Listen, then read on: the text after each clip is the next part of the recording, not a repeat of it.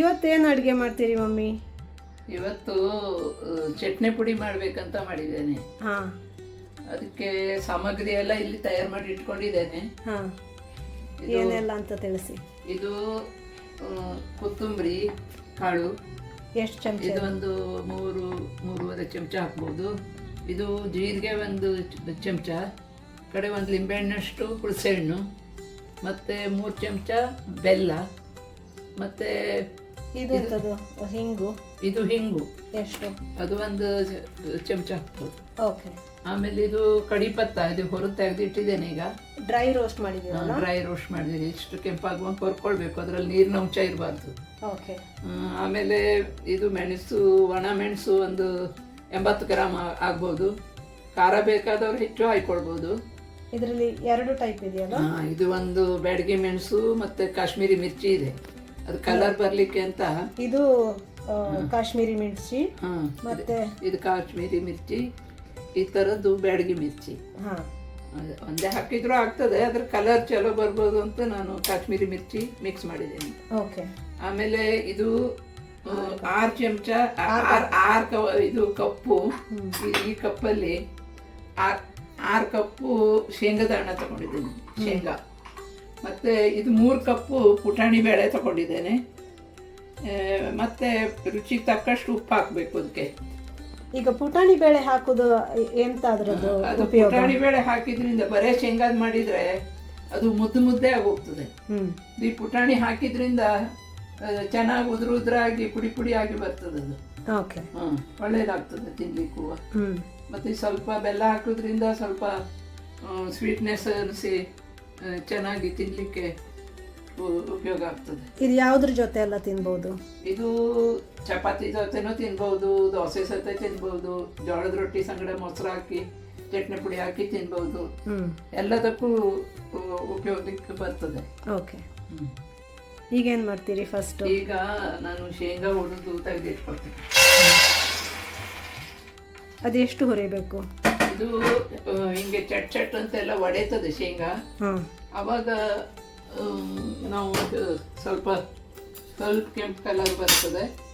ಅಂದರೆ ಶೇಂಗಾನೇ ಕೆಂಪು ಕಲರ್ ಇದೆ, ಅದರದ್ದು ಹುರಿದ ಮೇಲೆ ಸಿಪ್ಪೆ ಎಲ್ಲ ಸ್ವಲ್ಪ ಬಿಟ್ಕೊಂಡು ಬರ್ತದೆ. ಮತ್ತು ಅದು ಚಟ್ ಅಂತ ಒಡೆತದೆ.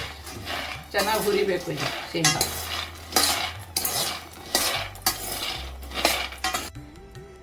ಈಗ ಸಾಕು, ಬಂದ್ ಮಾಡಿದೆ. ಅದನ್ನು ನೀವು ಸುಮಾರು ಹೊತ್ತು ಇದು ಮಾಡಿದ್ದೀರಲ್ಲ, ಕೈ ಆಡಿಸ್ಕೊಂಡೆ? ಕೈ ಆಡಿಸ್ಕೊಳ್ತಾನೆ ಇರಬೇಕು, ಇಲ್ಲಿದ್ರೆ ಕತ್ತೋಗ್ತದೆ. ಮತ್ತೆ ಈಗ ರೆಡಿ ಆಗಿದೆ. ಬೇಕಾದ್ರೆ ಇದು ಇದರಲ್ಲಿ ತಾಟಲ್ಲಿ ಹಾಕಿ ತಿಕ್ಕಿದ್ರೆ ಸಿಪ್ಪೆ ಎಲ್ಲ ಹೋಗ್ತದೆ. ಬೇಕಾದ್ರೆ ಸಿಪ್ಪೆ ತೆಗೆದು ಮಾಡ್ಬೋದು, ಹಾಗೆ ಮಾಡಿದ್ರು ಅಡ್ಡಿಲ್ಲ, ಏನೂ ಆಗೋದಿಲ್ಲ, ಚೆನ್ನಾಗಿ ಆಗ್ತದೆ. ಇದಾಯ್ತು ಈಗ ಶೇಂಗಾ. ಓಕೆ. ಈಗ ತಾಟಲ್ಲ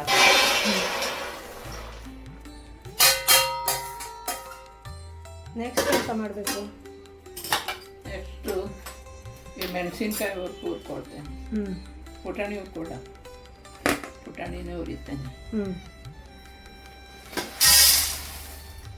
ಅದಕ್ಕೇನು ಹೆಚ್ಚು ಹುರಿಬೇಕಂತಿಲ್ಲ ಪುಟಾಣಿಗೆ, ಅದು ಆಲ್ರೆಡಿ ಹುರಿದಿದೆ ಇರ್ತದೆ. ಸ್ವಲ್ಪ ಮಾಯ್ಶ್ಚರ್ ಆದ್ರೆ ಅಂತ ಸ್ವಲ್ಪ ಹುರಿದು.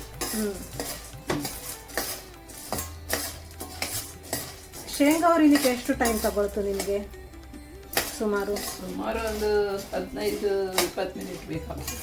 ಯಾಕೆಂದ್ರೆ ಅದು ಚೆನ್ನಾಗಿ ಹುರಿಬೇಕಲ್ಲ, ಚಟ ಆವಾಜ್ ಬರ್ತದೆ, ಮತ್ತೆ ಕೆಂಪಾಗ್ತದೆ ಕಲರ್. ಪುಟಾಣಿ ಎಷ್ಟೊತ್ತು ಹುರಿಬೇಕಾಗ್ಬೋದು? ಪುಟಾಣಿ ಒಂದು 2 ಮಿನಿಟ್ ಹುರಿದ್ರು ಸಾಕು. ಓಕೆ. ಅದೇನು ಹುರಿದಿದ್ದೇ ಇರ್ತದೆ, ಅದಕ್ಕೇನು ಹುರಿಯೋ ಅವಶ್ಯಕತೆ ಇಲ್ಲ. ಆದರೂ ನಾನು ಜಾಸ್ತಿ ದಿವಸ ಇಡ್ಲಿಕ್ಕೆ ಜಾಸ್ತಿ ಮಾಡ್ತಿದ್ದರಿಂದ ಬಗೆ ಬಿಸಿ ಮಾಡ್ತೇನೆ. ಓಕೆ. ಜಾಸ್ತಿ ಹುರಿದ್ರೆ ಕಪ್ಪಾಗ್ತದ?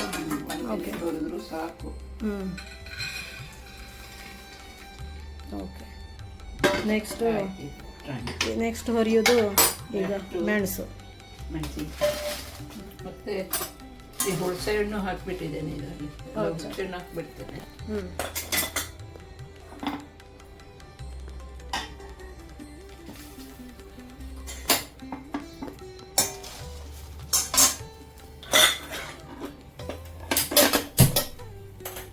ಬದನೆಕಾಯಿನೂ ಅಷ್ಟೇ ಬಗೆಯಲ್ಲಿ ಸಣ್ಣ ಉರಿಲಿ ಹುರಿಬೇಕು. ಅದು ಜಾಸ್ತಿ ಇಟ್ಕೊಂಡ್ರೆ ಕರಿ ಆಗುತ್ತೆ. ಕತ್ತು ಹೋಗ್ತದೆ.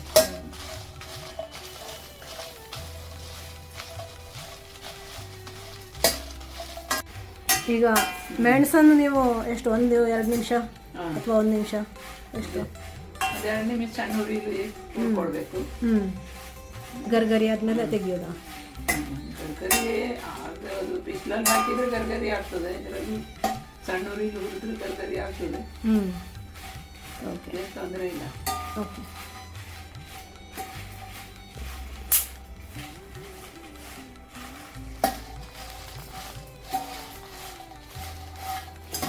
ಆಫ್ ಮಾಡಿ ಅದೇ ಬೆಂಕಿಯಲ್ಲಿ ಸ್ವಲ್ಪ ಹೊತ್ತು ಹಿಂಗೆ 1-2 ಮಿನಿಟು ಅದರಲ್ಲೇ ಇದ್ರೆ ಗರ್ಗರಿ ಆಗ್ತದೆ.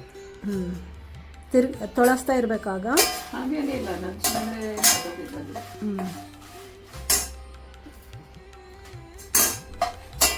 ತೊಳಸ್ತಿದ್ರೆ ಚಲೋ.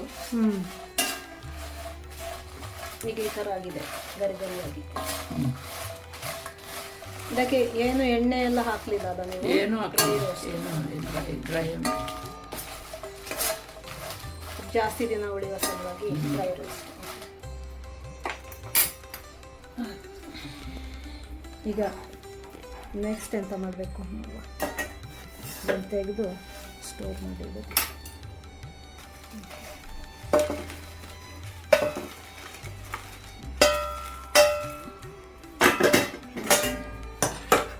ಮುಂದಿನ ಸ್ಟೆಪ್ ಎಂಥದ್ದು? ಈಗ ಕೊತ್ತಂಬರಿ ಹಾಕ್ತಾ ಇದ್ದೇನೆ. ಜೀರಿಗೆನೂ ಹಾಕ್ತೇನೆ.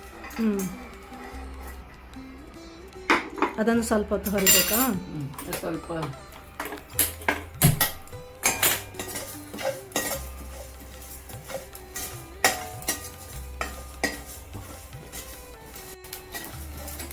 ಈಗ ಅದು ಸಿಡಿಲಿಕ್ಕೆ ಶುರುವಾಯಿತು.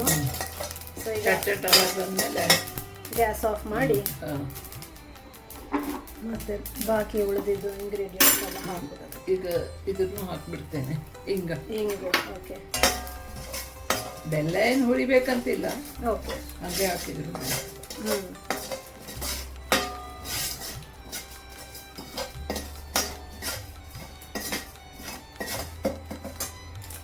ಈಗ ಇಷ್ಟೊತ್ತು ಎಲ್ಲ ಸಾಮಾನು ಹೊರದಾಯ್ತು. ಚಟ್ನಿ ಪುಡಿಗೆ ಬೇಕಾಗೋದು. ಇನ್ನು ಮುಂದೆ ಎಂತ ಬೀಸುದಾ? ಈಗ ಮಿಕ್ಸರಲ್ಲಿ ಹಾಕಿ ಪುಡಿ ಮಾಡ್ತೇನೆ. ಈಗ ಮೊದಲೇ ಈ ಮೆಣಸಿನ್ಕಾಯಿದು ಹಾಕ್ತೇನೆ, ಯಾಕೆಂದರೆ ಅದು ಬ್ಯಾಗ್ ಸಣ್ಣ ಆಗೋದಿಲ್ಲ. ಅದು ಸಂಗಡ ಸ್ವಲ್ಪ ಸಣ್ಣ ಮಾಡಿ ಆಮೇಲೆ ಶೇಂಗಾ ಹಾಕಿದರೆ ಸಣ್ಣ ಆಗ್ತದೆ. ಓಕೆ.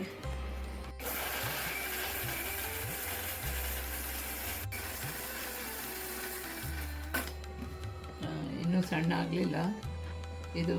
ಮತ್ತು ಶೇಂಗಾ ಹಾಕಿ ಸಣ್ಣ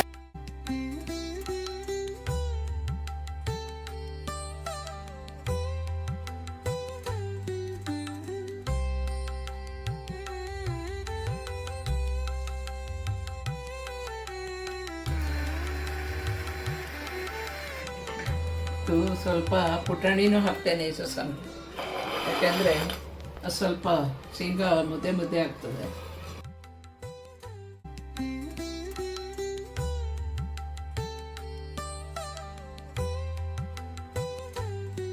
ಹಾಕಬೇಕಾದ್ರೂ ಹಾಕಿ ಮೊದಲು ಬೀಸ್ಬೋದು.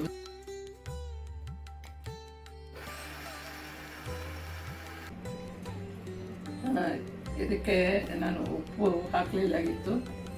ಈಗ ಒಂದು 3 ಚಮಚ ಆಗುವಷ್ಟು ಉಪ್ಪು ಹಾಕ್ತಾ ಇದ್ದೇನೆ. ನಿಮಗೆ ರುಚಿಗೆ ತಕ್ಕಂಗೆ ಹಾಕ್ಕೊಳ್ಬೋದು. ಹೆಚ್ಚು ಬೇಕಾಗ್ತದೆ ಒಬ್ಬೊಬ್ಬರಿಗೆ ಕಡಿಮೆ ಬೇಕಾಗ್ತದೆ. ಜೊತೆಗೆ ಬೆಲ್ಲನೂ ಹಾಕ್ತಾರಲ್ಲ? ಬೆಲ್ಲನೂ ಹಾಕಿದೆ.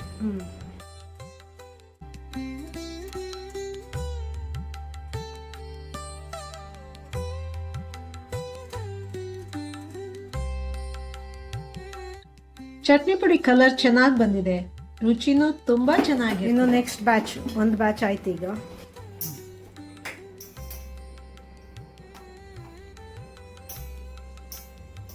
ಇನ್ನು ಸ್ವಲ್ಪ ಪುಟಾಣಿ ಹಾಕ್ಕೊತಿದ್ದೀರಲ್ಲ? ಸ್ವಲ್ಪ ಪುಟಾಣಿ ಹಾಕ್ಕೊಡ್ತೀವಿ ತರಿ ಆಗಲಿಕ್ಕೆ. ಅದು ಶೇಂಗಾ ಮುದ್ದೆ ಆಗ್ಬಿಡ್ತದೆ. ಪುಟಾಣಿ ಹಾಕಿದ್ರೇ ಅದ್ರ ನಡುವೆ ಅದನ್ನು ಸ್ವಲ್ಪ ತಿರ್ಸ್ಕೊಂಡ್ರೆ ಅಡಿ ಕುತ್ಕೊಂಡು ಬಿಡ್ತದೆ ಅದರಲ್ಲಿ.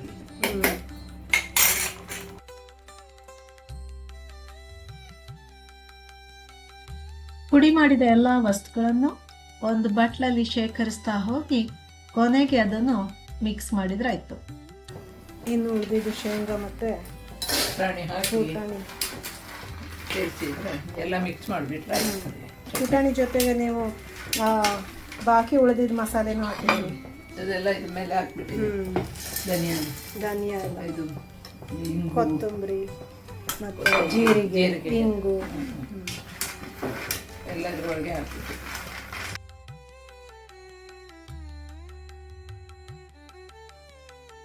ಚಟ್ನಿ ಪುಡಿಗೆ ಬೇಕಾಗುವ ಎಲ್ಲ ವಸ್ತುಗಳನ್ನು ಪುಡಿ ಮಾಡಾಯ್ತು. ಇನ್ನು ಅದನ್ನು ಮಿಕ್ಸ್ ಮಾಡಿದ್ರಾಯ್ತು. ಈಗ ಇದು ಚಟ್ನಿ ಪುಡಿ ರೆಡಿ. ಮಿಕ್ಸ್ ಮಾಡಿದ್ರಿ ಅಲ್ಲ? ಇದೆಲ್ಲ ಮಿಕ್ಸ್ ಮಾಡಿ ಹಿಂಗೆ ಕಲರ್ ಬರ್ತದೆ. ನೀವು ಕೂಡ ಈ ರುಚಿಯಾದ ಚಟ್ನಿ ಪುಡಿಯನ್ನು ಮಾಡಿ ನಿಮ್ಮ ಅನಿಸಿಕೆಗಳನ್ನು ಕಮೆಂಟ್ ಮೂಲಕ ತಿಳಿಸಿ.